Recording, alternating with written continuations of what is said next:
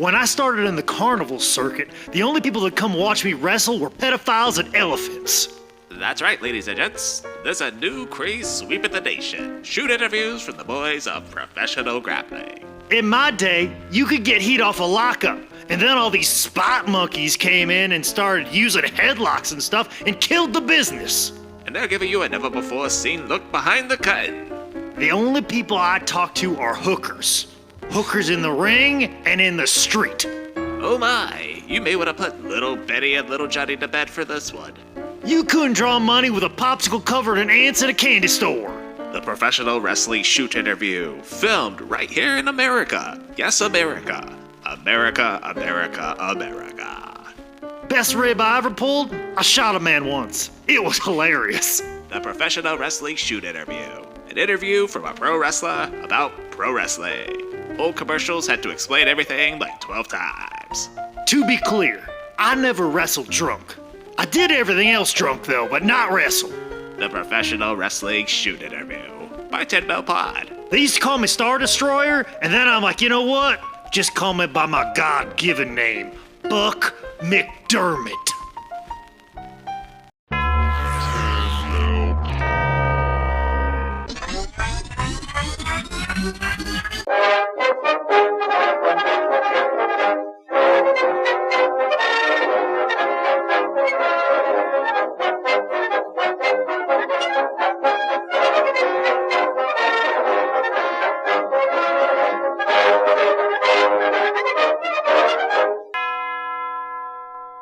Hello and welcome to 10 Bell Pod. I'm Nick Alexander, joined as always by Tyler Wood. Hello, Nick. Hi. We are joined by the toast of the roasts from a campfire or something, the Man Scout Jake Manning. You know what? I'm going to let it slide just because you gave Tyler a little less intro than you normally do. So I do appreciate that, Nicholas. I will let it slide, but yes, I am here. I'm here to discuss whatever we are going to be talking about today and shit on Tyler in the process, because this is a history podcast that we'll be doing today. We will not be talking about ruthless aggression era or anything that happened in TNA in 2007. Oh. So I am excited for this conversation today. And for those of you who are playing 10 Bell Pod Fantasy, the strong money is going to me yelling at Tyler about George Hackenschmidt today. Probably that's where we're going to land. That's probably where it'll all start. I'll take that bet. Today we are talking about a man that seems to mostly exist in just name to modern wrestling fans, but he is someone who, without a hint of exaggeration, is one of the most important wrestlers of all time. If we attempt to draw a straight line through wrestling history, there are a few people that are going to pop up for better or worse. You know, names like Rock, Austin, DX, NWO, 80s Hogan, Macho, Vince, unfortunately. You got Dusty, Flair, Harley, toss in superstar Billy Graham, Blassie, Bruno. But you may not know a single one of their names without the toast of the coast, the human orchid, the great Gorgeous George. So I won't say that someone wouldn't have came along eventually and added some flair or character to wrestling, but for George to do it when he did and how he did, it changed the industry forever. And not only a guy that influenced professional wrestling, but, I mean, for lack of a better word, sports entertainment. The influence that Gorgeous George had on Muhammad Ali and everything that he did that captivated a nation and got people interested in boxing, and this idea of athletes shit-talking each other to get attention, build your brand. It all starts with this man, Gorgeous George. Very well might not have Conor McGregor if it were not for this flamboyant, beautiful man in the 50s. Yeah, you talk a lot about how it all connects with wrestling. It connects with all sports. You don't have Odell Beckhams. You don't have David Beckham's, and then a Beckham that plays in the NBA. I'm sure there's one. There's always a Beckham in every professional sports. Another blonde guy, shit talker, Larry Bird, goat shit talker. Yeah, I mean, who knows? There might be a deep connection there. I don't know. I could hear Larry Bird being like, I really like that Gorgeous George. It made me want to shit talk. Made me want to shit talk every one of the Lakers. Let me give a shout out to some sources, as none of us have met Gorgeous George. He wasn't on 15 WrestleManias, and Jake didn't wrestle him. Wait, Jake, did you wrestle Gorgeous George? I've wrestled Gorgeous George the third, but I haven't wrestled Gorgeous George. So the main source here is John Capaya's Gorgeous George, the outrageous bad boy wrestler who created American pop culture. Highly recommend it. Fun read. I'm also pulling some from David Shoemaker's The Squared Circle, and also countless online articles that I read, which I will give no credit to. Get a real job, you goddamn hippies. Yeah, let's shit on writers. How about we do that, Nicholas? And this climate, as picket signs probably sit in your apartment as we speak. Let's shit on some writers, Nick. Good call. Continue on with this podcast. No one for the sportsters in the WGA. It's okay. To get into the story of George and to correctly frame his importance, we have to first do a little bit of a history lesson on what pro wrestling was leading up to his time. For that, we must take a trip way, way back to glam, perms, neon leg warmers, the 1880s.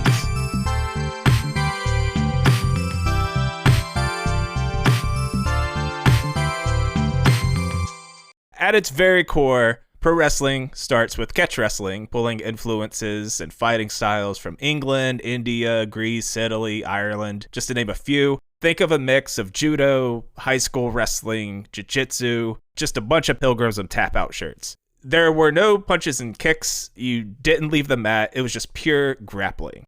And everybody always brings up that Abe Lincoln was a wrestler as well, too. So whatever wrestling exhibitions that there were, just, Honest Abe partook in them as well. So I know we have just gone back to the very start of wrestling. And Jake, since you are the historian, at what point between the 1880s and today can you, I don't even know if it's like a specific point or like a general era thing, punches in pro wrestling, in general, they're allowed now.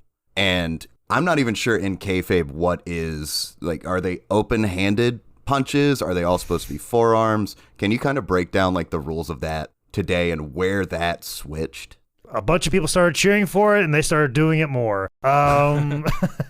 Territory days, I just feel like every old timer is like, you don't have to punch a guy a million times. In my day, we used to punch him once, and it used to matter. And then you look back at that era of time that he's talking about, and guys, they punched more than they wrestled. So I feel like territory days, Texas was notorious for guys just throwing bombs at each other all the time. A lot of the Texas territories, it seemed like there was a lot of fighting going on. There's a lot of like punches being thrown in Mid-South as well too. And I think a lot of places like that, it was a lot about the fight. From, say, the 1880s to the early 1900s, you had a strong mix of legit and predetermined matches. As far as two guys agreeing on an outcome of a match for money, whether it was paid directly or to fix a bet, you're diving into human history since things have had value and organized fights were a thing. You could argue that wrestling is centuries old if you want to tie it to like Olympic wrestling. But as far as like what Buff Bagwell did, American males, we'll start around the 1880s. Wrestling found its first real home at the carnival. There were a couple of strategies in the fairground wrestling game centered around separating the marks, as they were called, from their money. None of these are mutually exclusive. I'd imagine people used a blend. But first, you had the crowd plants. Wrestler A would be part of the show. Wrestler B accepts the challenge from the crowd. They face each other with a predetermined outcome, all designed to gather a crowd, sell some tickets if it was set up that way, sell some popcorn, peanuts, whatever. And they're laying it in and working snug, brother, but they're not in there trying to like tear ligaments and break bones. And don't you dare bet on fan duels on the outcome, because then you'll be definitely, you're banned for an entire year. Also, too, if I remember it correctly, and it's been told to me many times, if I get this wrong, please don't chastise me, Al Snow, or just yell at me about my tet match like you did a few months ago. If I'm not mistaken, the term mark is a carnival term in the sense that when somebody walks into the carnival and pays the $5 to come in, the ticket taker is supposed to glance inside their wallet. They looked inside the wallet and saw a billfold full of cash. They'd be like, hold on, you need a stamp to get in. but they didn't give everybody a stamp. They only gave a stamp to the people that had tons of money in their wallet. So that way, when they would walk down the boardwalk with ring tosses, the shooting galleries, and all the games that are rigged, it let all those vendors know, like, oh, this guy has money. I need to go after him hard because he's got tons of money. He's walking in here and, he wants to feel important. Like, hey, don't you want to get this Cupid doll for your girl? Come on, buddy. It's only $5. And the guy's like, I have a wallet full of money. Sure, $5. So it's like a cue to everybody. And they would call that guy the Mark, the guy who you can work the money out of. That's crazy. I legit didn't know that. Yeah, me neither. You said Al Snow yelled at you about this? He might yell at me about it. I remember him telling me about it, but I've also heard it from other people, and I'm about 100% sure that that's what that is. I've heard that over the years that's what the term Mark comes from. I love the ties into carnival culture as a whole from an outside perspective. I love that that's a part of the story of professional wrestling and how fucking crazy everybody that was involved with carnivals and pro wrestling and how much that's still involved in wrestling. Basically that everybody's still a crazy pariah of society deep down if you're in the pro wrestling business. And just the stories of carnivals and the shoot fights and screwing people out of money. I love it, and I'm glad I was not around for it. Fun fact, my supervisor at AEW, one of my bosses at AEW, Christina Myers, her background before she got involved with professional wrestling, before she got involved with Sinclair Broadcasting in the accounting department, her background was in carnivals. So when I told Zane Riley that, like, hey, Chrissy's actually, her background is actually in carnivals, Zane replied the only way you could reply when you hear something like that. He goes, oh, she's far more qualified than all of us then. She can probably teach us a thing or two. And she has. There's certain times on the merch truck where we're doing something. She goes, no, don't do it like this. Do it like this. I go, oh, wow, that's amazing. She goes, carnival. I'm like, all right. Yeah, but how do you fix the ring toss game? How do you fix the ring? I didn't get any information like that. She worked in the concessions, so once again, far more qualified to do the job that she's doing than anybody else in the department. The second shtick used to separate the Marks and their money was enticing the local yokels to try their hand at beating one of the carnival wrestlers. Showrunners would charge you a nickel or a quarter to try your hand against the pro in hopes of winning $1 a minute, a $5 bounty, or even some good old-fashioned glory. And most of the house wrestlers were strongmen who were skilled in various holds, and when they weren't bending poles or lifting those weird weights with the balls on the end of them, they were the wrestlers. Each town had their local tough guy, their farm hoss, their roughneck, or even someone who was like a really good amateur wrestler who would, try to fight them. But as far as someone who is actually well-versed in combat fighting versus someone who thinks they are, go check out CM Punk's MMA fights. Say it again. While it wasn't impossible for the pros to get beat, they had a series of tricks in case someone was actually a challenge, ranging from a legit sleeper hold to a heelish knuckle in the eye during a headlock. A poke to the eyes or dragging someone's face across a rope is kind of like lame hill stuff today, but it's not lame when it's real. While the regulars could, in most cases, just dominate the paying mark, where the skill comes in against the locals was to beat them, but not to squash them so badly you scared them away and you scared their friends away. So they were working the mark and their mark friends out of more nickels and quarters because the pro barely beat Larry, and I kicked Larry's ass in 10th grade. Get my wallet. During these matches, the local hero from the crowd was usually the fan favorite, getting cheered from friends, his family, leaving the carny as the natural heel. Thus, we have professional wrestling. But again, not all of pro wrestling was fake or scripted. Obviously, Olympic wrestling and amateur wrestling, high school wrestling, that's always been a thing. But sometimes you get these legit badass pro workers who wanted to face each other for pride or money or something that happened at a media scrum. A lot of these matches were straight up real wrestling matches, UFC without strikes, and they were very, very, very slow. There's a commonly referenced match between Joe Stetcher and Ed the Strangler Lewis that went over 6 hours for a 2 out of 3 falls match, which the wrestling nerds of the day, they love the nuances of grappling and exchanges, but to the common man, it was boring as fuck. One of the early big card matches was in 1908 when two legit hookers and big-time wrestling stars, Frank Gotch and George Hackenschmidt, had a 2-hour war with Gotch getting the win. I don't know if they had merch back then, but a Gotcha shirt would be awesome.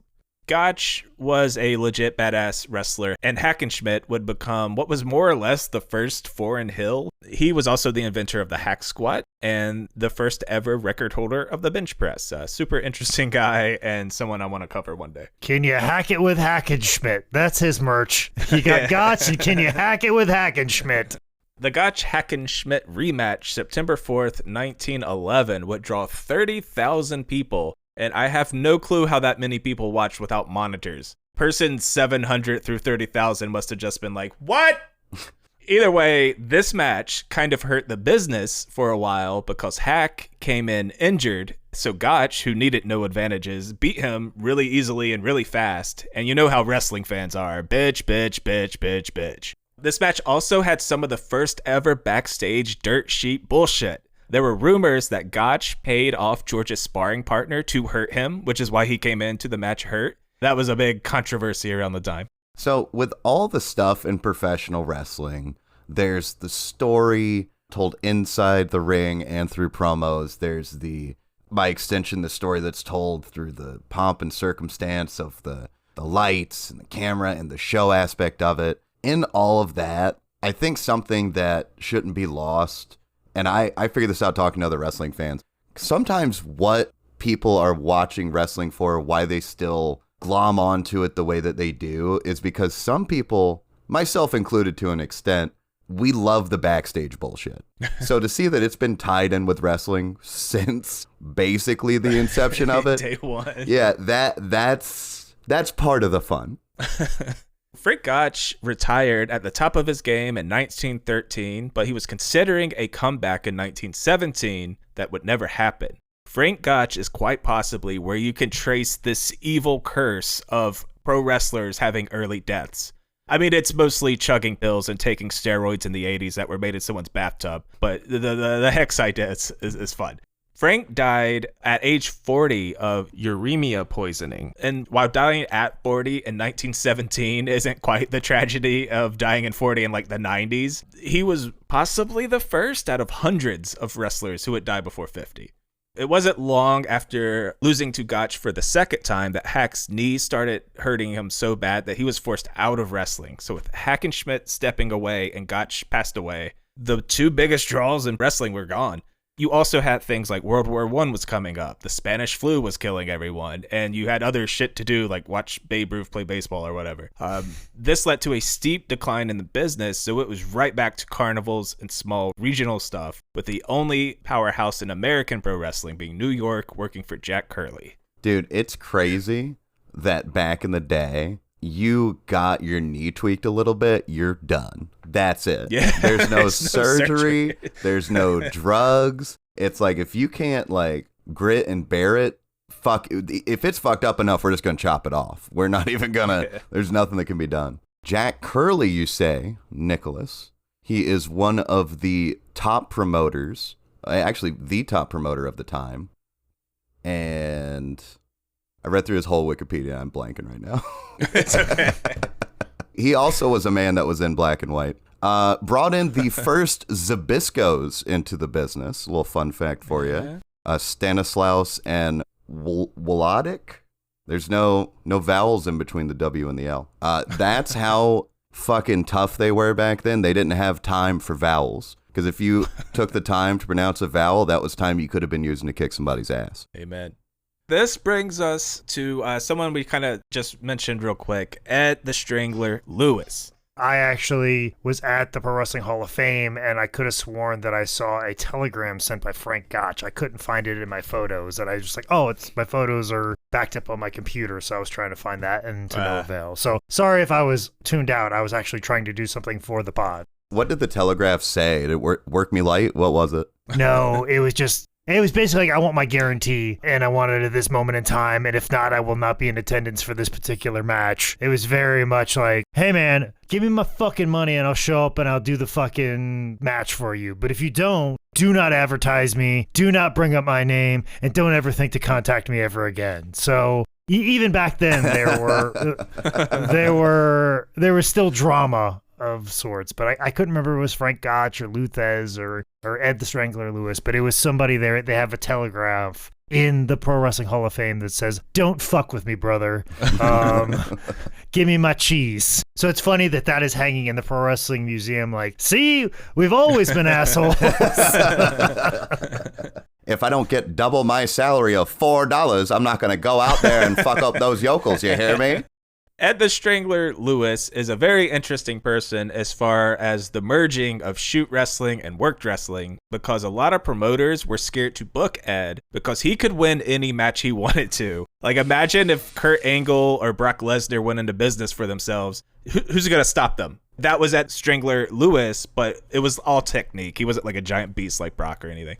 That's how Bob Backlund got the belt when he did. A lot of things were going on, the territories. A lot of guys were moving around, and Vince felt very insecure. Vince Sr. felt very insecure of his territory, and somebody could come in and take his belt. And so he put it on Bob Backlund because he's like, good luck taking it off that man. He's a fucking machine. There's nobody tough enough to take it off him. And that's pretty much why he did it. It wasn't that he was the biggest draw or anything of the sort. It was just like, he felt very like the walls closing in on him a little bit, and guys weren't respecting agreement. So it's like, you know what? I'm not going to have a man fuck me over and take my title away. And that kind of happened to his territory in the past, and what happened with the NWA and that whole fallout. So Vince Sr. remember that very well. And when he had someone like Bob Backlund, it was a handshake agreement and would defend Vince Sr.'s honor. Like, that's why he put the belt on him. And it was basically for that reason, is that Ed could not get any work in New York. Everyone was just scared of him. So he moved back to the Midwest, where he met Joseph Tootsmont and Bill Sandow, and they eventually formed the Gold Dust Trio. Tootsmont was creative, Sandow handled like the money, the business, and Ed the Strangler Lewis was the badass ace in the hole wrestler. Toots wasn't bad either. There is a very good chance that pro wrestling either dies or remains this super niche thing that like tours with the Ren Fair or something, if it was not for the Gold Dust Trio. Most of the credit for the Gold Dust Trio's success, it goes to Toots. So what we've covered so far has more or less been scripted amateur wrestling. But as far as what you turn your TV on today and see, the person who invented that is Tootsmont. If there were like a physical pro wrestling currency, Toots would be on the $100 bill. Toots saw that people were bored of the 93-minute arm bars, and he decided to implement some changes. Despite the screams of old-timers saying he's exposing the business, he wanted to combine everything: grappling, submission, brawling, morphing the sport into what it is today. And if I'm not mistaken, Toots also, I don't remember it exactly, but I think he's the one that introduced Stu to his wife, Helen. So really, in essence, like, if there's no Tootsmont, there's no Hart family, and then you could debate where's wrestling after that. And the Calgary Stampede territory, does that exist? And all of that. So yeah, the roots of Toots runs deep in the wrestling world. Also, Vince Sr.'s like second guy for Capitol. A man born in the Hawkeye state. So it's always a joke I make when I'm like going to Wrestling Revolver. I'm always like, Tootsmon, Dan Gable, and the Man Scout Jake Manning, top 3 Iowa wrestlers of all time. Toots was also the first to form the concept of an actual wrestling promotion. Like a group of guys that toured together from town to town. You like had a staff, you had trust there, you had a routine. No more worrying if the local dude is going to go into business for himself, or is someone going to change their rate last second. They had a company of guys who worked together, and if a new guy went off script, you had Toots or Ed to put him right back in line. Toots not only fully accepted the predetermined match style, it was his entire business strategy. He wanted to build matches to a dramatic conclusion with villains and fan favorites, keep your most marketable guy, in this case Ed, at the top of the card and winning. But Ed couldn't just kill everyone. He needed legit challengers, thus booking to make a guy look legit. Long-term storylines and feuds came into existence. And within a couple of years, the Gold Dust Trio owned pro wrestling. employing just about every top guy in the country. As the trio continued to crush, they more or less started like franchising out. You know, they had troops scattered about. On top of that, promoters in places like Chicago, St. Louis, they were buying into that business model and started doing their own thing. Before you knew it, we had territories. Within each territory would be good guys, bad guys, stars, and all these little regional companies started taking their own slice of the wrestling business, and that sets the stage for Gorgeous George. This episode is brought to you by Heroin for Babies. From the makers of Teaching the Wifey a Lesson and Smoking 32 Cigarettes a Day comes Heroin for Babies. My. That'll shut the little bugger up. George Raymond Wagner was born March 24th, 1915 in Butte, Nebraska, the firstborn to Howard and Bessie Wagner. George is of German descent, so it could be actually pronounced Wagner, but it is for sure morphed into Wagner by now, so if you don't like it, you can get out. Well, listen, that's Feuerbach. It's supposed to be Feuerbach is actually my real name. So, yeah, just trying to pass, man. Just trying to pass. Just call me Alex Smith or Ronnie Stevens. Don't use my real name. That's crazy. I thought your real name was Jake. Yeah, I know, right? Feuerbach Manning? Really weird. In George's first few years, the family bounced between Nebraska, Iowa, and Arizona, which had only been a state for a couple of years by the time baby George moved there. Are you serious? Get out. Yeah, that's how old we're getting today. God damn. See, that's the thing. That's what's so hard. God bless Nick for doing this research. It's not like we can watch a bunch of shoot interviews and people are going to talk about this man who we're talking about. No. There were states non-existent at this time. And with wrestlers dropping dead at like 50 or younger, do you think anybody was around to talk to this man? Absolutely not. So God bless Nick for doing the research on this one. The Wagners would eventually settle down in Harrisburg and or Houston, Texas by 1925, and that's where George mostly grew up in a house no bigger than 600 square feet. Even before the Great Depression hit in 1929, George's upbringing wasn't glamorous. His family had little money, and they did what they could to get by with George, his mom, his siblings, on his dad's painter salary, and he painted houses. He wasn't doing cubism or whatever. No, he had to paint houses because they were just building them because he's in a place that's just now a fucking state. George's mom had chronic rheumatoid arthritis that kept her in pain and sometimes completely bedridden. My neighbor actually has this, and even with modern treatments, it's brutal. George spent a lot of time taking care of his mom, but when he wasn't doing that, he didn't have much else to do as far as being poor and living in the goddamn 20s. So George and the neighborhood kids formed a little patch of dirt and used it as a wrestling ring.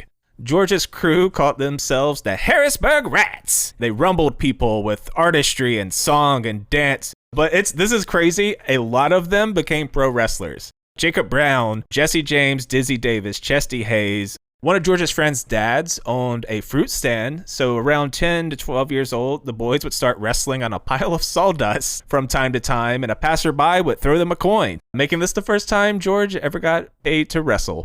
We're still a few years away from the Fair Labor Standards Act of 1938, so child labor is still good.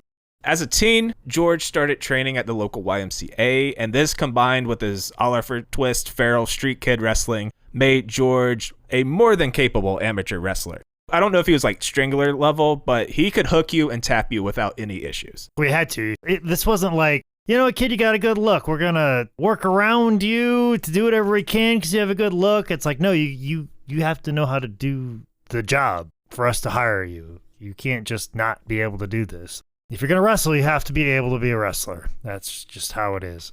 Jake, what would you say the percentage of indie wrestlers nowadays that could win a fight against an average person? If you ask Jim Cornette, none. What, you gonna do a fucking backflip?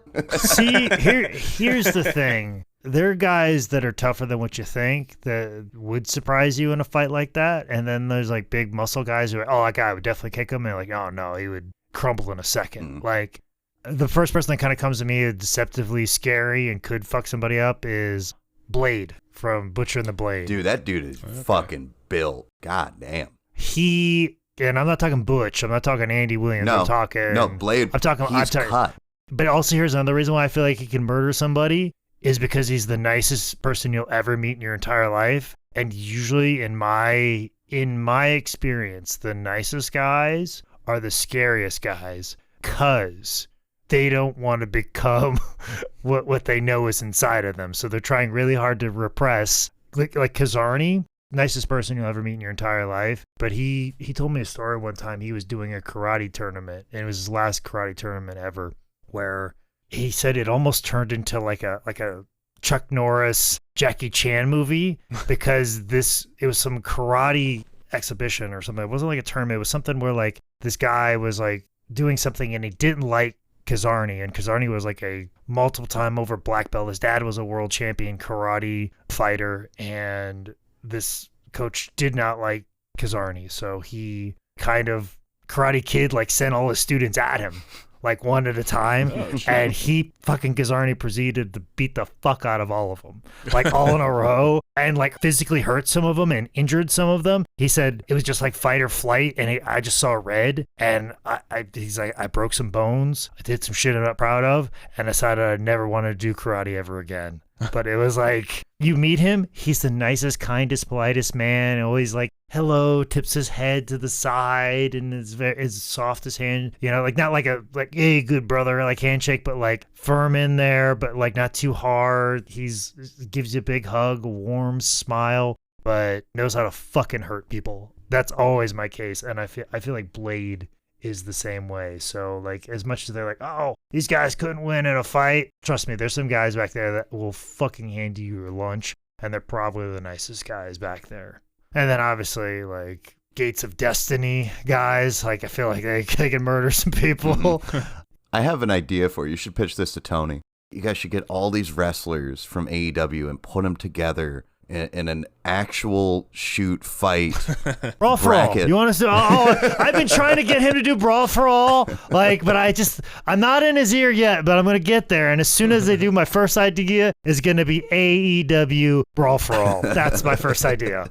George's mom died when he was 17 years old, so he dropped out of school and started working odd jobs to help the family out while still wrestling whenever he could. And again, we're talking about like legit grappling, amateur wrestling.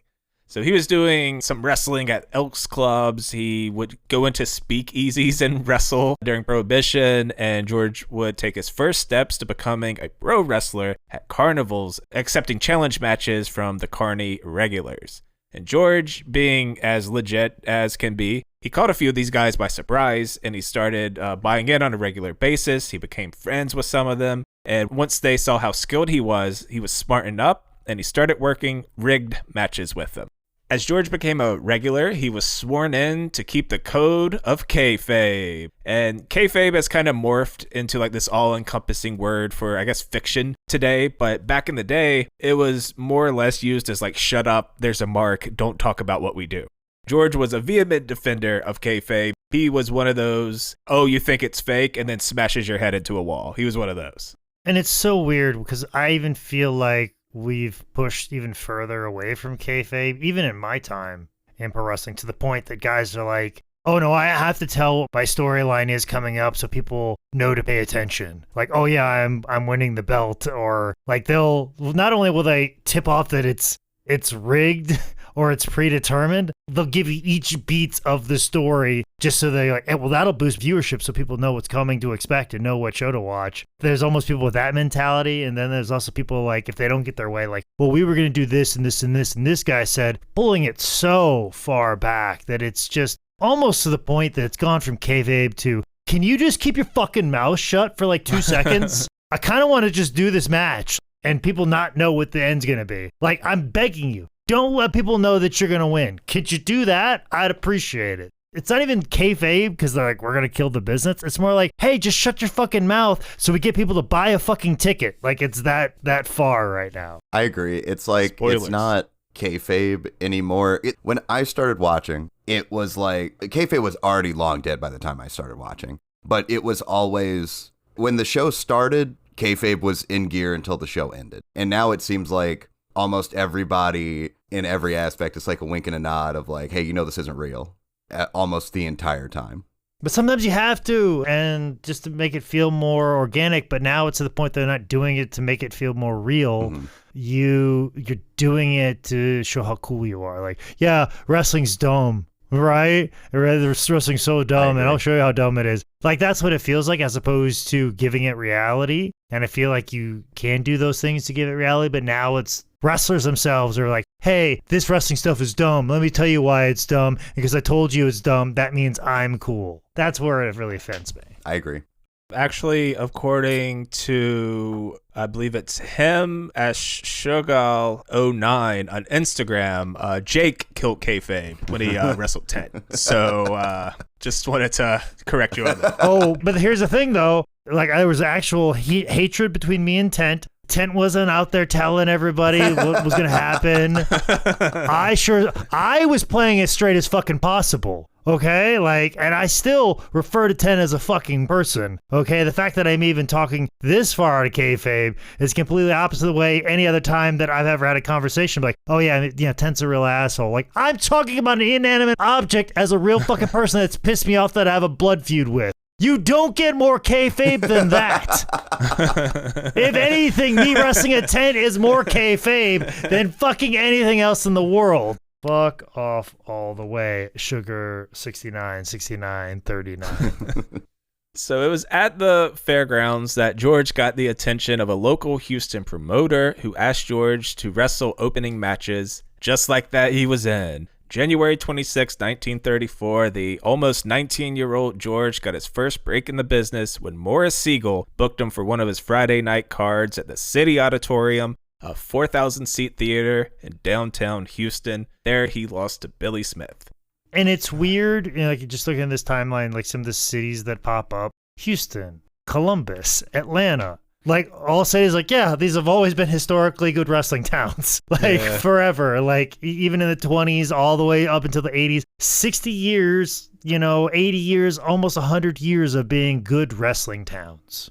George would have to hang on to his day jobs, as he was used very sparingly by Morris. But it was during these auditorium matches that George learned his most important lesson: how to work the crowd.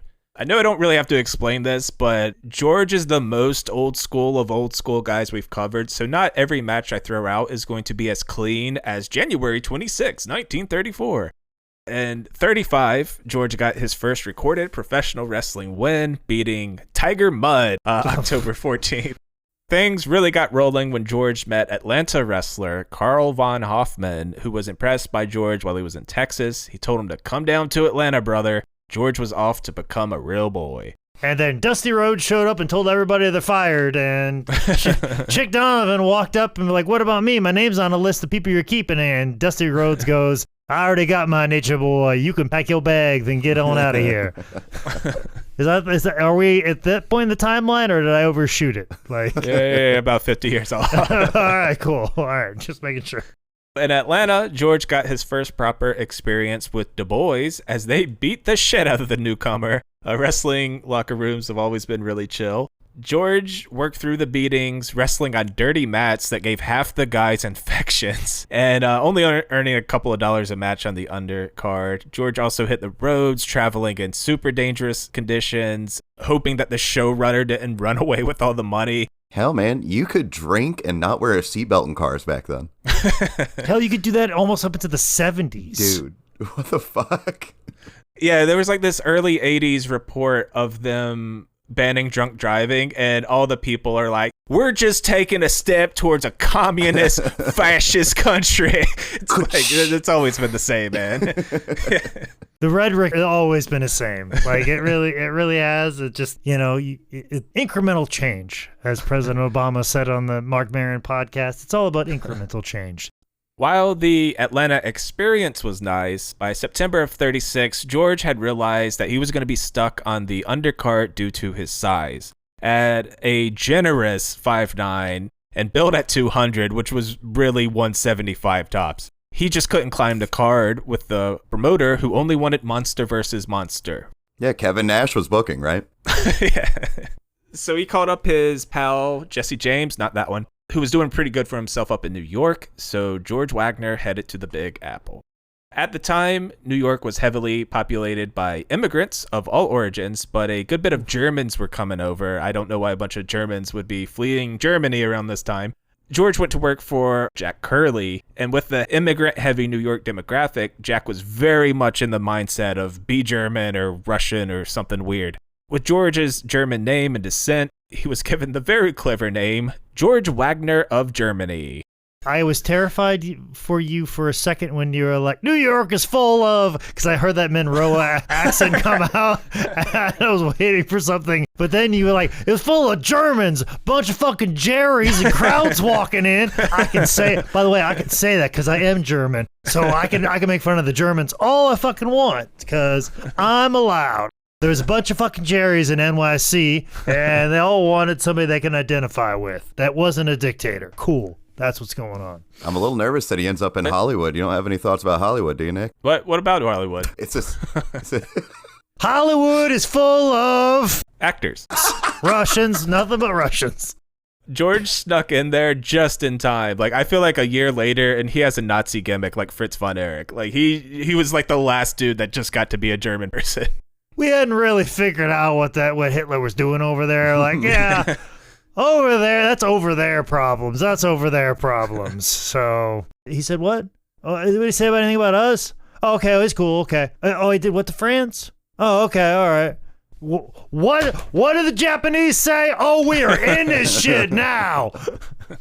Down in Atlanta, wrestling was dominated by size and weight, but New York and Jersey seemed to be more into like the lightweights that flew around the ring. Northeast has always been a bunch of work rate fucking smarks. Young George was fast-paced, very athletic. He was a handsome young guy. So by mid-37, George was working every night of the week. It was also in the late 30s that George met his future ex-wife, Elizabeth Betty Hansen. She'd not only be on the road with him during like the struggling artist years, but she also pushed George creatively and had a big hand in molding the gorgeous character. She made his first robe, she dyed his hair, and apparently even named him. So the ripple effect of George's influence on pro wrestling can be traced back to one woman, Betty. That he probably cheated on and drank and was miserable to and didn't respect. Because I always have a theory about wrestler wives. You get three of them.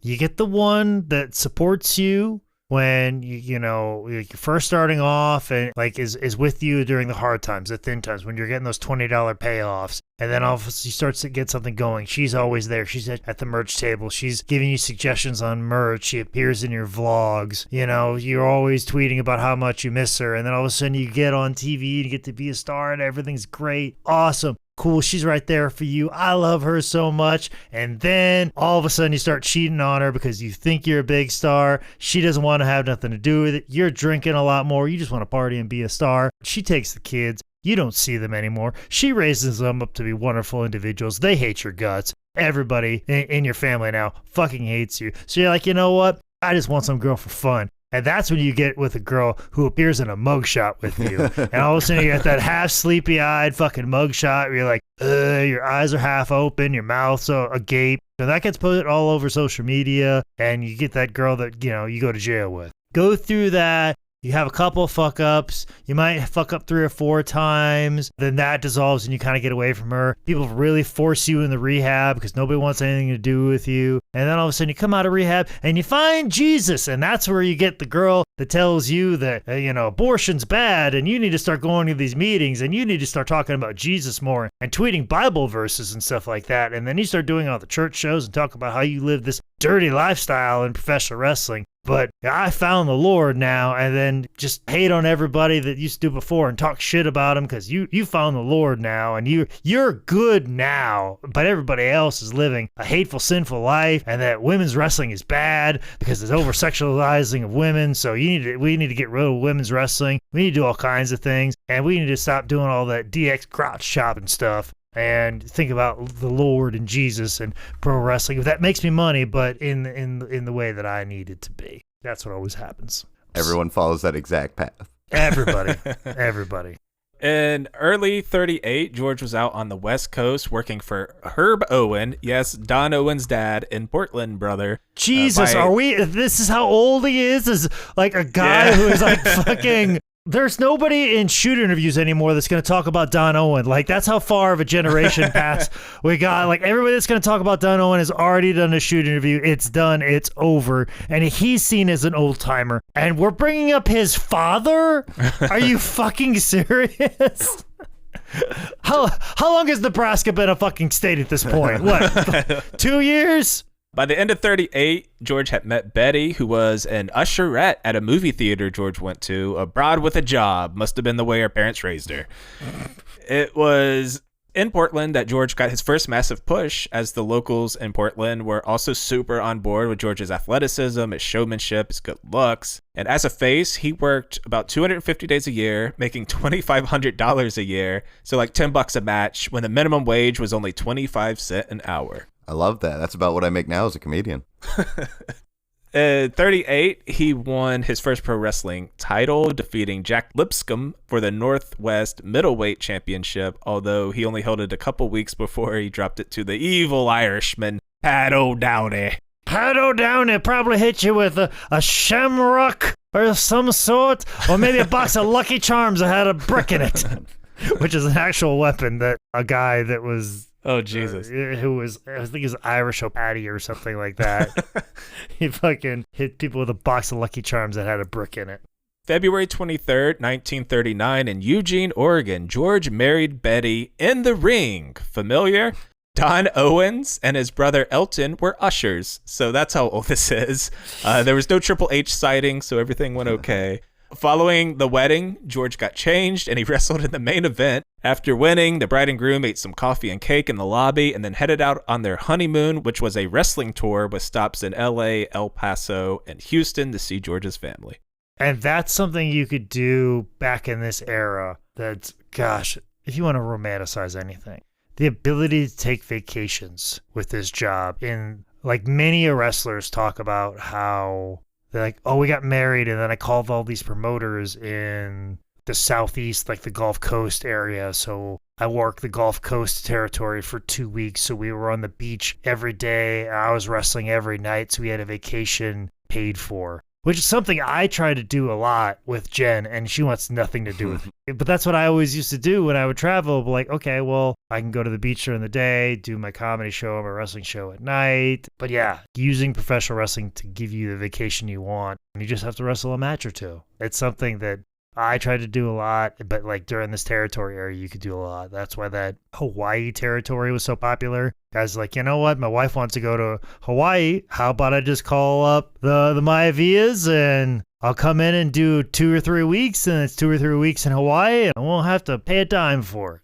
That is a perfect lead-in, because as we head towards the 40s, George and Betty struggled a lot financially, but things got better when they got a big long run in Hawaii. All the matches were like on the island, so there wasn't travel cost or hotels. They just kind of chilled on the beach, fished, and ate. But speaking of Hawaii, December 7th, 1941, the bombing of Pearl Harbor happened, and all the able-bodied men had to enlist in the military, but for reasons kind of unknown, George would again and again be denied, including a 4F exemption, which stated he was either physically, mentally, or morally not fit to go to war.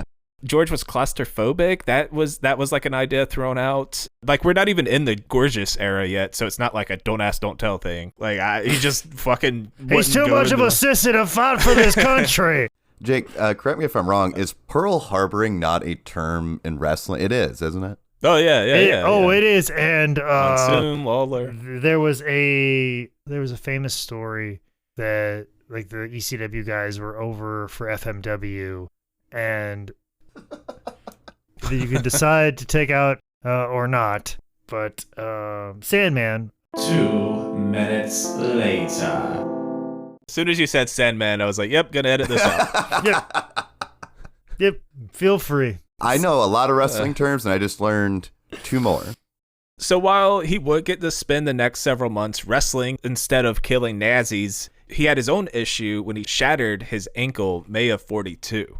While recovering, George had a lot of time to think about life, about wrestling, and like how he was going to make it. That's when Betty suggested a change. George had done like fine as a clean-cut nice guy. He could work circles around his peers, but he wasn't like reaching the levels of a Luthez. So George and Betty decided to turn away from the one-dimensional saves-the-day good guy and go bad. And that decision would change George's life and pro wrestling history forever. What, no more cake in the lobby with your wife? Which is the most wholesome goddamn thing I've ever fucking heard before in my entire life. Cake in the lobby? From the financiers of Heroin for Babies comes the Horror Smash of the Year. Don't do it, Johnny. Have you read the statistics? Marijuana is responsible for 100% of murders, especially Jesus's. Oh, don't be silly, Susie. A little wacky grass never hurt anyone. See? Wait, no. What am I turning into?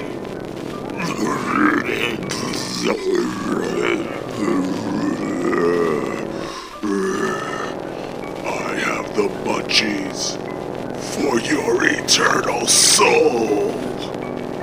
The Devil's Lettuce, in theaters this fall.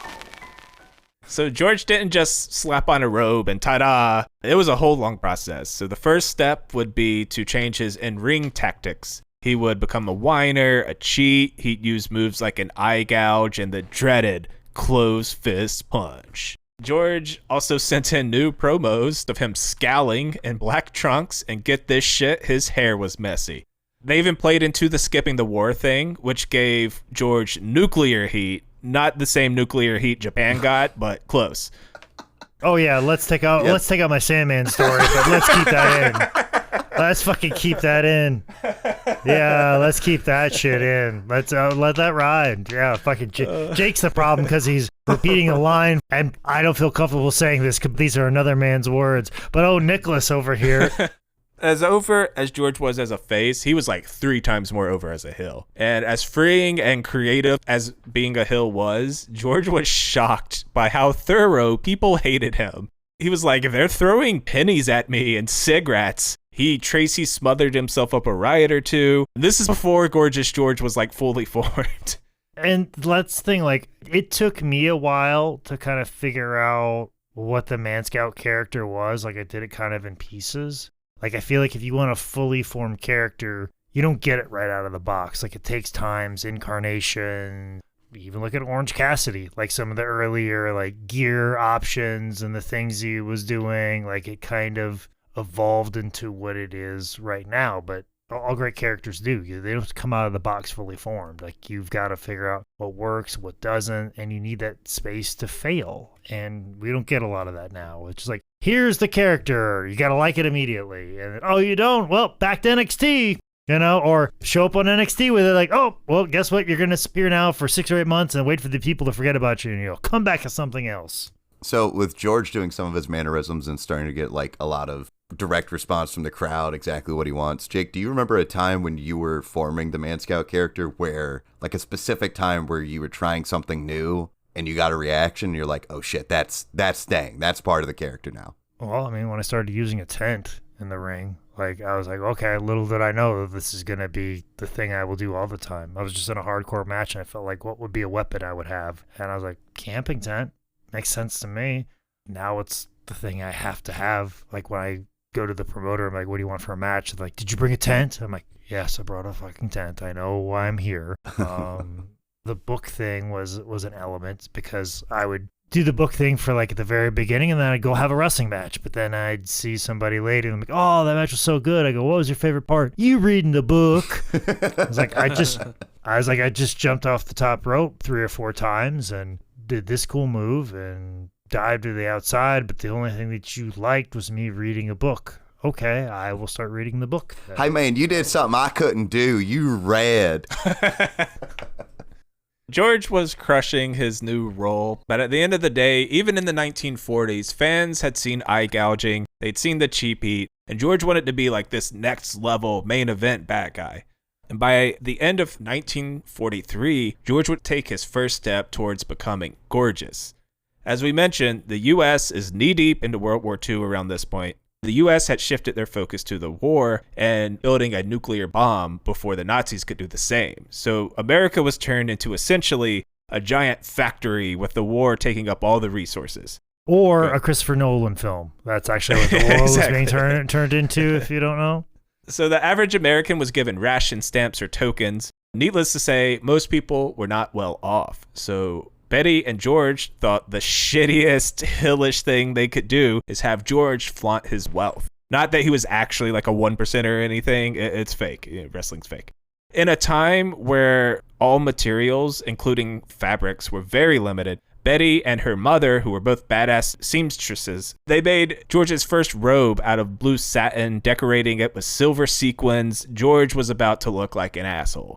George did his first trial run at the Labor Temple on a Monday in 44, and when the blue-collar workers saw George in his luxurious robe, they lost their fucking shit.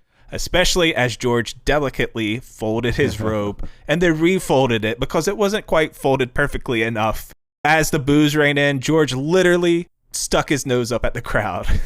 For the listeners, what we'll need you to do is to understand fully what is going on. Imagine the end of Bruno, if you've ever seen that movie before, with the cage fight and he like this. Did you guys see the movie Bruno? Do you know what I'm talking about? The only thing I know about Bruno is that he stuck his dick in somebody's face at the VMAs that one year. Never watched the movie, but I'm assuming this is going to be good. I remember the UFC spot. Yes, he had a UFC spot, and then I think he ended up making out with his boyfriend in the middle of the ring, and it was like one of the most rednecky thing. And like people were legitimately mad, and when they filmed it, they had a trap door for him to escape. So he didn't have to go through the cage. He had a trap door to slide through the bottom of the cage to get out of there as quickly as possible. So yeah, it was basically that. And like the looks on people's face, like, yeah, punch him, kill him. And then all of a sudden he just like starts making out with him. And they're like, huh? Like I can imagine similar reactions to Gorgeous George in the 40s. So he's flaunting his wealth, but I think there's definitely heat on him because he's doing things that are considered effeminate. Yeah, he's definitely ramping up to that for sure. Yeah, like he knows what he's doing. From there, it was more robes. He kept the folding bit for a good while. And while the robes were all handmade from old clothes and sheets found around the house by Betty, George let the crowds know that they were priceless and each insured for $5,000. My robes cost more than your house. Yeah. So the next change for George was his hair. Betty got him to grow it out a little bit, and she started curling it, which was actually a very shocking thing to do in the Leave It to Beaver clean cut times. He looked like a fucking communist. Then they started playing with the color. The first draft was to use dyes to make George's hair match his robes, but once he started wrestling and sweating, the dye would start dripping all into his eyes and all over his opponents. So that was a swing and a miss. Then at a show, when Betty and her mom were watching George spin around in his robe in all its glory, either Betty or her mom says it. It kind of goes back and forth. I've heard it both ways, but they go, "He's gorgeous." Light bulbs go off, and after dyeing George's brown hair blonde, the Gorgeous George was born in 1946. George started getting his hair marcelled at women's beauty parlors, where he would also start giving like some interviews. And while George was straight, a little too straight if you ask his wives, you could argue that he introduced the masses to gender-bending, softer side of a man, possibly even a gay entertainer. George actually accused Liberace of stealing his act.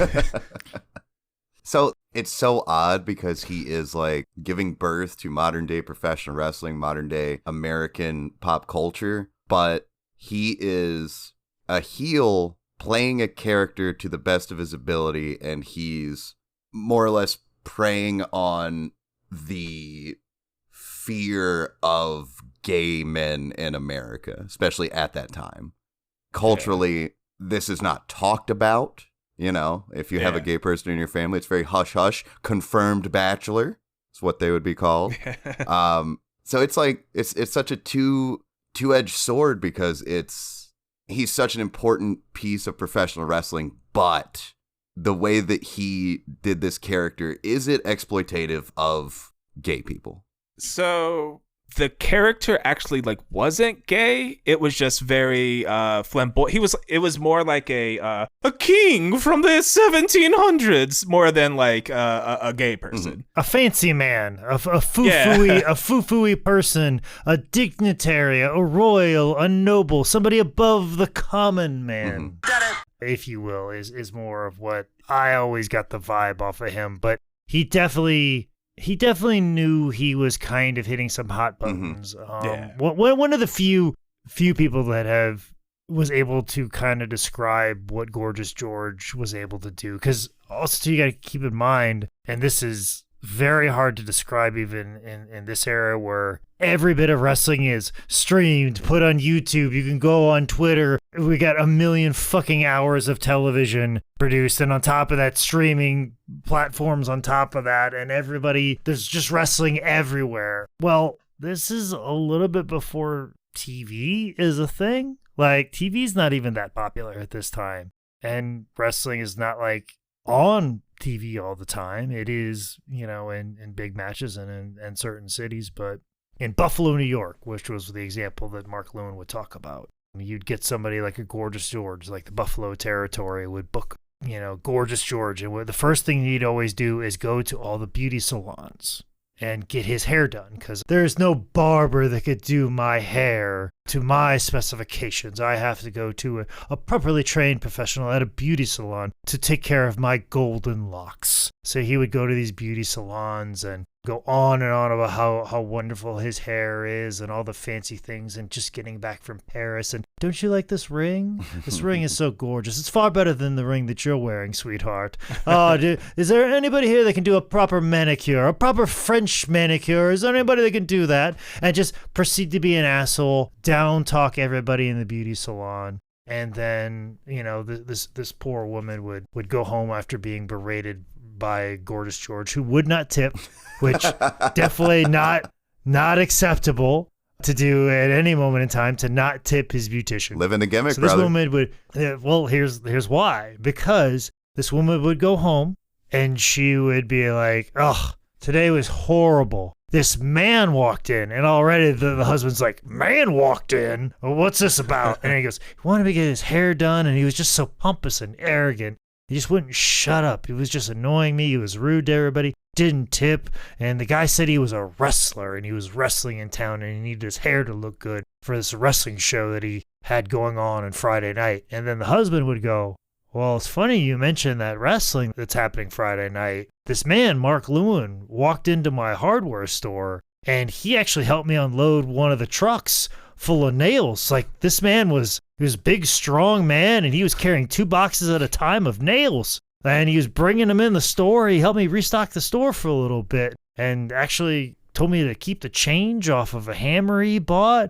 He's actually a wrestler, and he's wrestling Friday night too. That's weird. Well, maybe it's something in the paper about it. Wait a minute.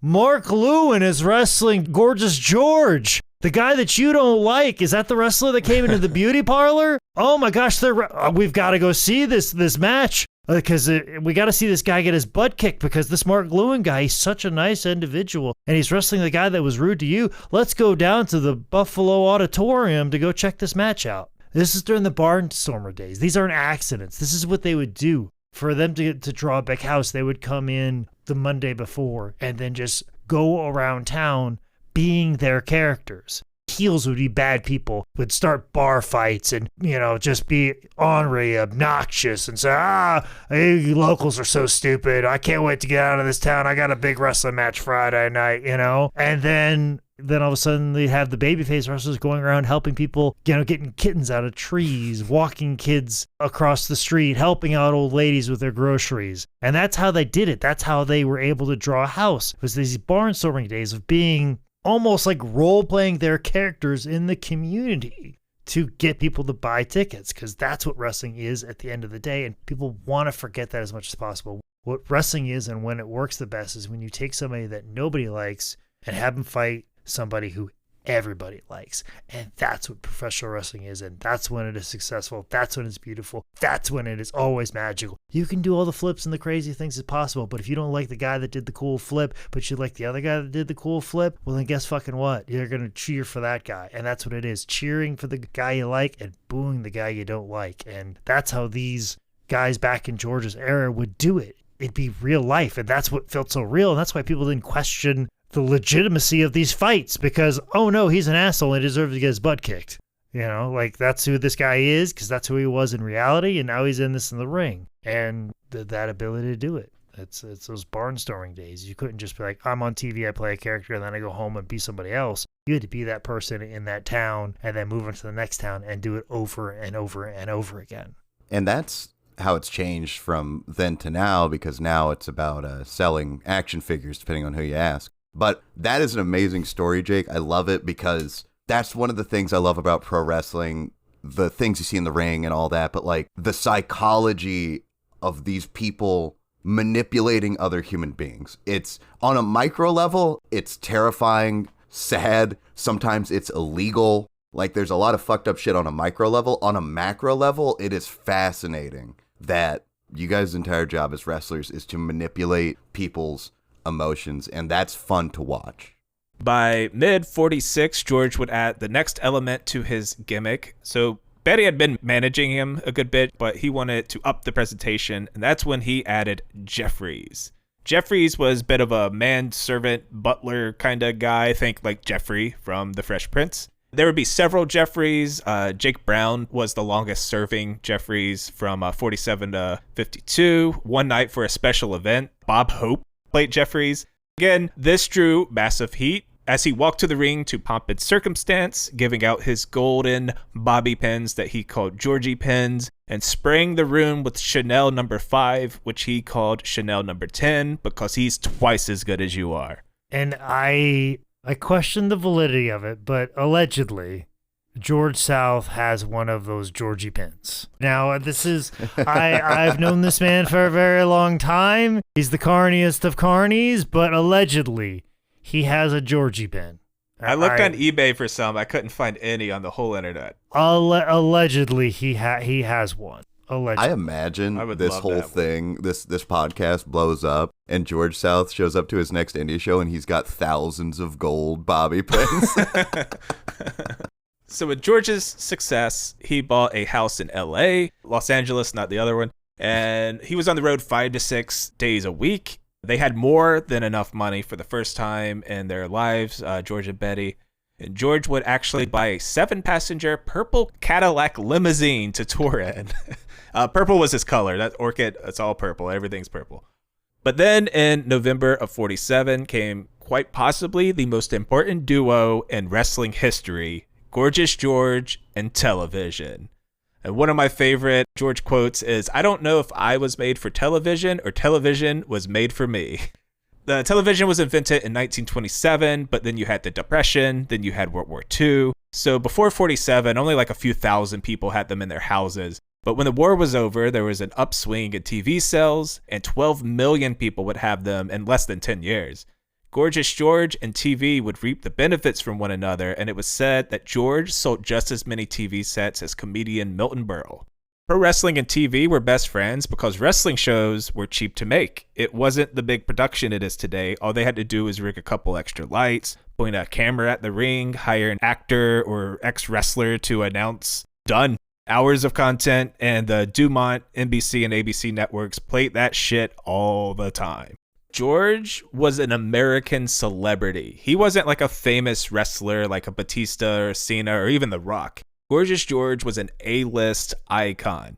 His blonde hair and robes not only made him look different in person, but he was more memorable on TV than the plain boots, plain trunks guys. He like popped off the TV. Then the first TV promos started getting cut, and George was a natural. He was as famous as Bob Hope, Ed Sullivan, Lucille Ball. Songs were written about him. He was making $100K a year, the same as Yankees great Joe DiMaggio.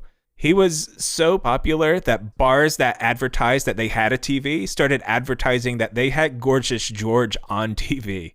With George as the top guy, pro wrestling as a whole was outdrawing Major League Baseball. It was the sport. Hogan and Austin ain't got shit on what Gorgeous George was.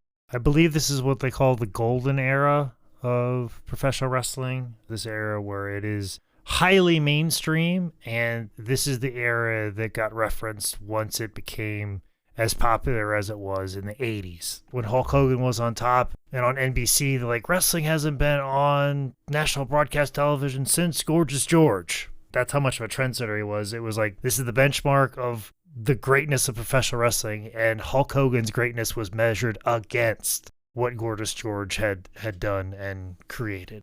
It's interesting you talked about TV the way that you did, Nick, because when my grandpa was growing up, my grandpa is where I got my love of professional wrestling from. He told me stories about him as a kid going over to his uncle's house and seeing a television for the first time. And the first thing he saw was somebody singing a song, How Much Is That Little Dog in the Window? But like one of the few times later he went, he saw wrestling for the first time. He saw Gorgeous George on television. And that's what sparked like a lifelong love of professional wrestling, was what Gorgeous George did on the shitty, I'm sure, small, black and white, fuzzy television in the 40s and 50s. In 49, George would break out of wrestling and into the movie biz. Familiar? He would star in Alias the Wrestler, which is kind of a movie about George who like plays himself. I watched it. It's not like good, but it's fun. These bad guys show up to fix wrestling matches because it's real, guys. It's real. And then they try to frame George for murder. The whole thing is on YouTube. It's I liked it. Another crazy thing from this time is that George was beating faces. So this like wasn't unheard of, but it was usually by cheating. They always got their comeuppance. This generation was raised by the Lone Ranger. We also just beat the bad guys in World War II. Also, in Hollywood, there was this thing called the Hays Code, which meant shows and movies had to have no swearing, no bad values, no sex, and the good guys always had to beat the bad guys. But George could roll in, legit win, leave on top. That was new. George was also changing the game financially. In a time where major headliners took 4, maybe 5% of the door, promoters were begging George to come to town to give him 20% of the door. So on a more positive side, George inspired a generation of wrestlers around the country to be more creative with their gimmicks. It didn't have to be serious guy A and serious guy B pretending they're not friends in the back. There is a direct line from George to superstar Billy Graham to Macho Man to the Man Scout. But on a more negative side, George's success also spawned a series of cheap Gorgeous George copycats. They weren't like riffing off the gimmick. They were like Elvis impersonating. Oh, they were going by the same name. This wasn't like a Lovely Larry. Yeah. He had to start calling himself the original Gorgeous George, and they fucking stole that too. They started calling themselves the original Gorgeous George. In 56, George even wrestled another Gorgeous George. It's like Taker versus Taker. And around this time, there's actually a match on YouTube, Gorgeous George versus Hans Schnabel, I believe. And this was a 60-minute time limit, 2 out of 3 falls match. The Chicago International Amphitheater, I don't know what the promotion was, but Nick, you and I both watched this. It's about a 15-20-minute match, and it's through the Chicago Film Archives. But it was really interesting to watch. The fact that these guys were in the ring 15, 20 minutes. The style is so much different than it is even from the 70s and 80s. The roll through headlock thing, I think that was often his finisher, blew my mind. It looked so cool. It also looked dangerous as shit. Are you talking about the flying mare? I think that's what they called it. Yeah, maybe and I think so. that turns into like the snap mare later on. That's my best guess. It's like, is that the thing you're talking about where he like goes up in the air and like takes him over? Yeah. Very interesting to watch. It's also interesting how much respect they gave the referee and how like they elevated him to a position of power. And you don't see that much anymore because the ref was like, "What's real?" Yeah. I don't remember what the ref's name was, but at one point the commentator who's doing it solo, he's like, well, that's so-and-so, and he's a cab driver when he's not here reffing these matches. And so he knows a thing or two about handling somebody. And like the good guy throws the ref out of the way at one point. That gets him disqualified. Spoilers, sorry. But it's like the ref doesn't back down on anything in this. He's given up a couple of inches to both of them, but he's a stocky little fella. It's very interesting to see that difference in like now the referees, they're so fragile. If you breathe on them, they're down. And this guy, he's a bald old man that's fucking tired of life and drives a taxi and he's here reffing this match and he doesn't want these fucking wrestlers giving him the business. I think it was Sonny Fargo in like the Crockett territory. Like he would count with his foot because he didn't want to go all the way down on his knees to count the pin. He would count it with his foot. Like he'd stand there and go 1, 2 and stomp the mat as opposed to get all the way down and check the shoulders. The way old refs would just like slowly drop to their knees and hit the mat. I don't know when that changed or what ref changed that, but thank you. Yeah. I hated it. It drives me nuts. Dude, he would take his time when there was a pin. He's like, what? It's over there? Fuck, all right. I guess I'll go over to that side, check the shoulders, make sure they're down. With all of George's success came the lifestyle. He was rubbing elbows with fellow celebrities, he was noticed everywhere he went, and he started getting a drink from anyone within range of a bar. George's alcoholism would be a slow burn, but the fuse was lit. By the 50s, George's drinking was catching up with him, and he also added high-stakes gambling to the mix. And George was not a very good or a very lucky gambler. So he was no Phil Mickelson, is what you're saying? Betting $1 billion and then betting on the Ryder Cup? Jesus. Allegedly. I'm sorry. Allegedly. At the time, George wasn't like a sloppy or abusive drunk, but he was a full-blown functional alcoholic. An already mostly absent George, because he was a wrestler, became almost totally absent from home once the drinking took over. That was enough to end things with Betty. After 13, almost 14 years of marriage, they divorced in September of 52. George and Betty had settled down on this turkey farm in California, and George gave that to her and their 2 adopted kids in the divorce. All this made George's drinking much worse. He started showing up to shows drunk, he'd be late, he'd miss dates completely. But around 57, George met Sherry, who would become his second wife and second divorce. She valeted for George just like Betty did, and I believe they had a couple kids. She got the worst of George. We'll get into that later. By the mid-50s, Gorgeous was starting to cool down a good bit in popularity as TV started having more programming, and a younger generation of spot monkeys like Killer Kowalski, Vern Gagne, and Yukon Eric were taken over. In an effort to get a little bit of heat back under him, George had arguably his most publicized match of his career. March 12, 59, George put his golden locks up against Whipper Billy Watson, and he lost. So in front of millions on TV, 20,000 fans in Toronto's Maple Leaf Gardens, they shaved off his hair. And just that famous photo that got circulated of him like looking at his bald head, and I think there was like a Jeff, I don't know if it was the original Jeffries or one of the Jeffries like holding up a mirror and him just being so upset at his bald head. And I think he even like wrestled with a wig for a short period of time, like just did everything you were supposed to. And I don't know where we were with like head shaving, like if that was like even big in Mexico at the time, or if this was, I don't want to say he was one of the first, but I can't imagine like too many other people doing like head shaving matches of the time. Like he might have been one of the first or the originators, because like if you shave all these flat top motherfuckers, like it doesn't really make a difference. But that's a good point. He probably was the first. Like it had to be a guy that had took so much pride in his hair. Yeah. And like all the wrestlers we saw were black boots, trunks, and just slightly coiffed or flat top looking dudes, or were bald already, you know, like it might have been one of the first. Jake just did some research for you. The first Lucha de Apuestas was presented on July 14th, 1940. So just a decade or 2 decades before this is when it started. So that's very close. Okay, definitely stole it from Mexican wrestling. That seems a bit more of how the story should go, is we stole something from a different country. Got it. Thank you for clarifying. Let's leave that on the pod, please. Then we get to the 1960s, and the 60s were absolutely not a groovy far out happening time for George. First, he had dipped in the national spotlight. Shows like Andy Griffith, Dragnet, Superman, Bonanza, they were stealing away casuals from wrestling. Elvis was the man in entertainment. Sports-wise, you had Bill Russell, the Yankees, Muhammad Ali was starting to get going. There was a show in 1960 for George who drew thousands just on a Tuesday. They had to cancel it because no one came. So George retired October 61 after 27 years in the business, but it wouldn't be long until he came back. Familiar?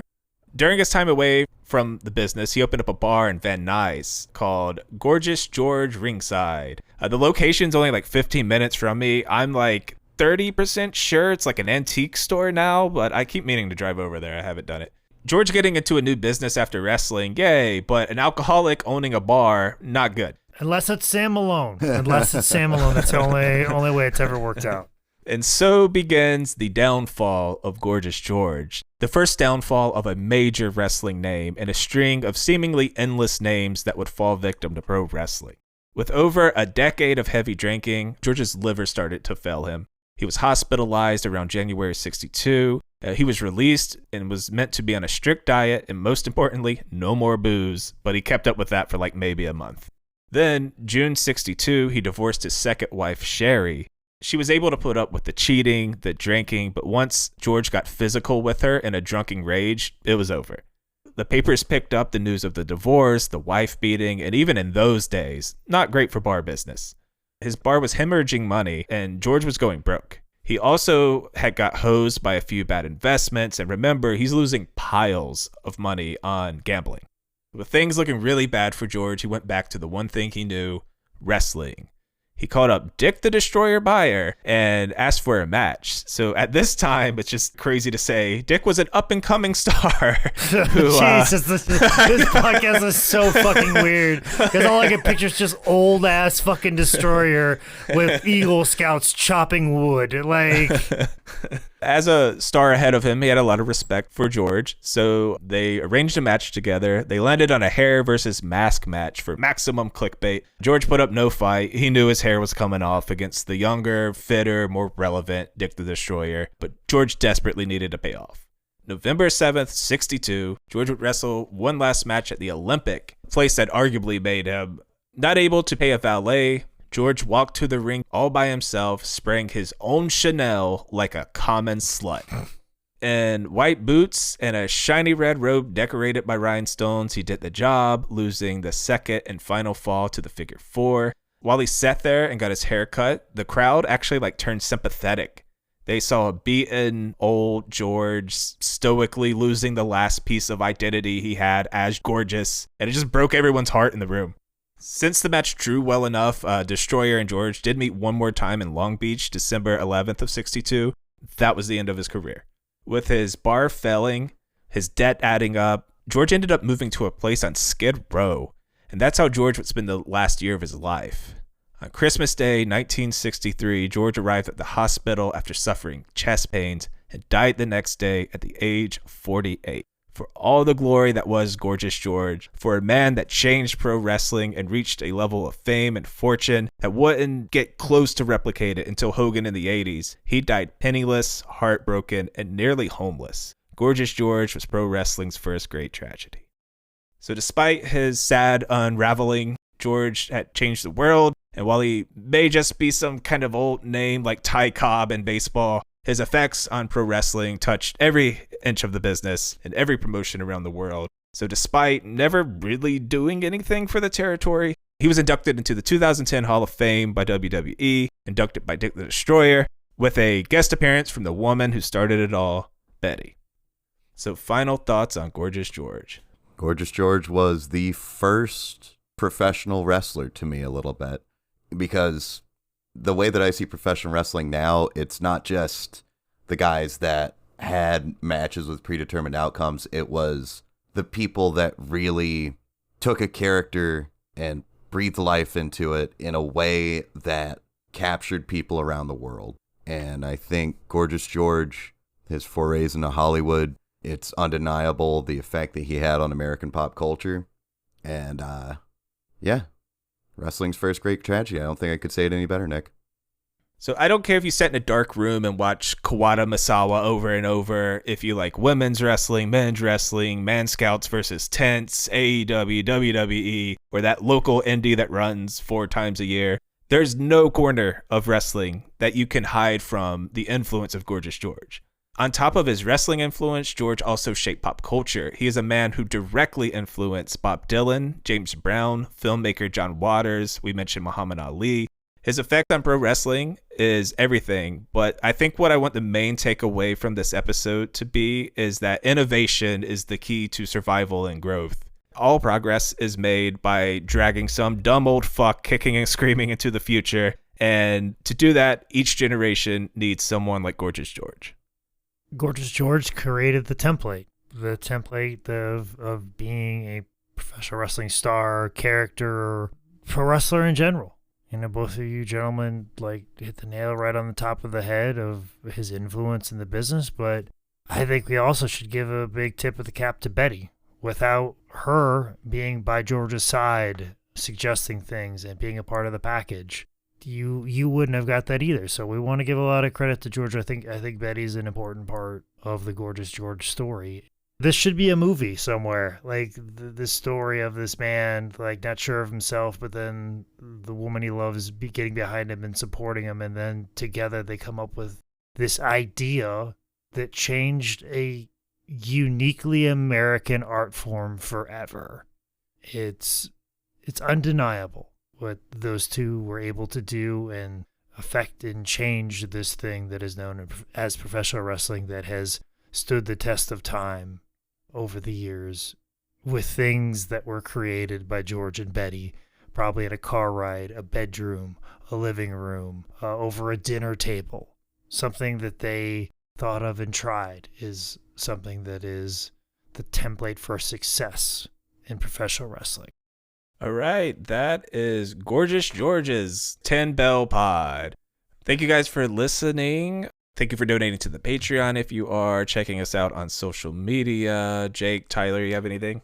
Please leave a review. It is very, very, very important, and make sure you follow us on social media. Yes, subscribe to whatever you can. Subscribe to the Patreon if you guys have any ideas for other things you'd like to see us do. There may be some type of pro wrestling D&D thing going on. I don't know. Nick and I are throwing the idea around. Could be more drunk pro wrestling history. Whatever you guys want to see, throw us some ideas and tell Nick how good of a job he's doing. Cake in the lobby?